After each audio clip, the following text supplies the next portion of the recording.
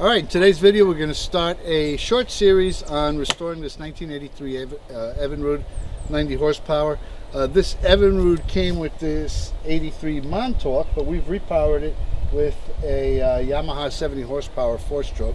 Now, don't know if this will run or not. I hope it will. Probably hasn't been running in about 7 or 8 years, to the best of my knowledge.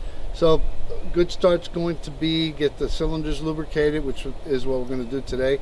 I actually have ordered a used controller and cable for it.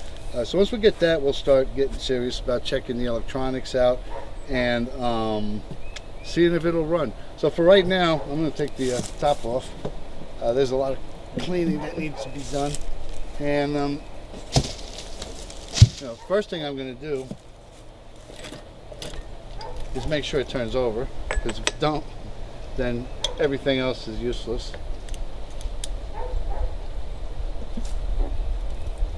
Well, it's got compression.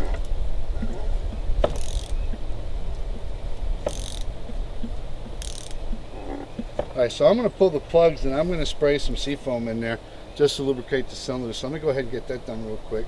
Actually, I'll aim it that way.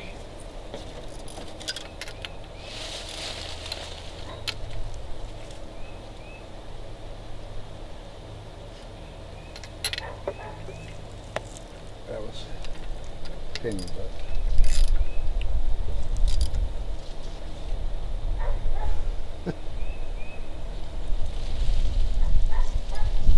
Yeah, I can get it. So that one goes on the top.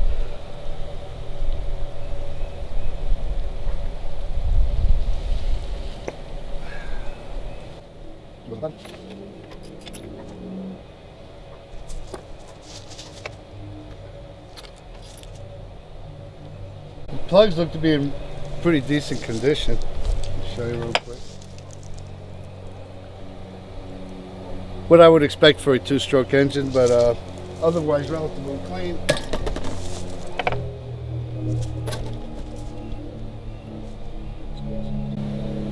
Yeah, this one's top dead center.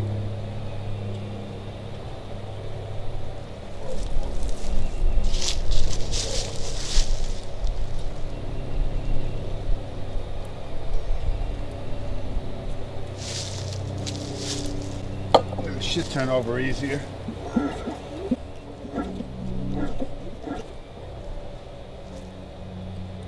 And I want the bottom ones to be top dead center now, because that way get a little bit more coverage.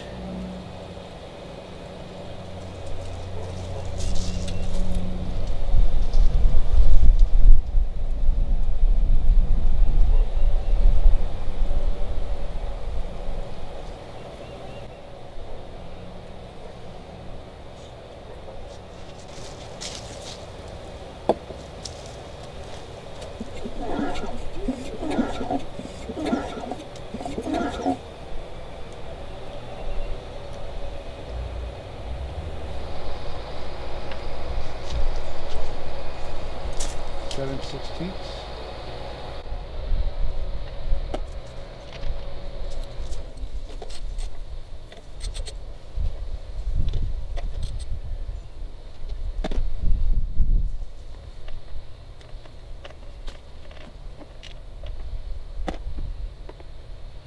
Gasket's actually in really good condition, surprisingly.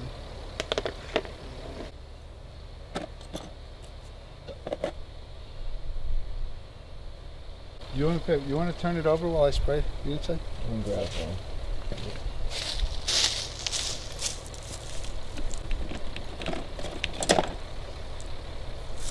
What I'm going to do is hold open the throttle. We're going to turn it over.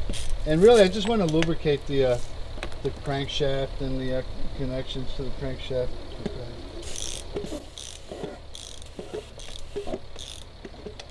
Probably not the best way to lubricate the crankshaft. What I'll be doing later on in the series is pulling the carbs, cleaning them, adjusting them if necessary, pulling off the reed block, inspecting the reeds. When I get to that point, I'll definitely get a chance to give some good lubrication to the crankshaft before I do any serious cranking on the engine.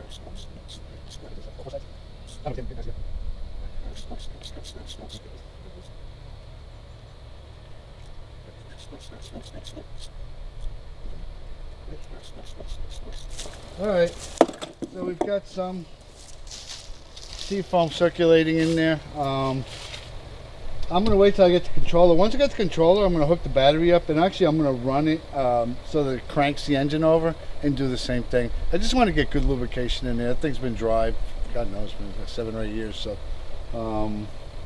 at that point, I'll start doing some tests on the electrical system to see if it's capable of generating a spark. I'm pretty sure it is. But we don't know. So let's go ahead and let it sit. I'm going to put the covers back on, put the plugs back in, and on the next video on this series, hopefully we'll have the controller hooked up and see if we can get it to crank over, but not necessarily start. Alright, thanks for watching.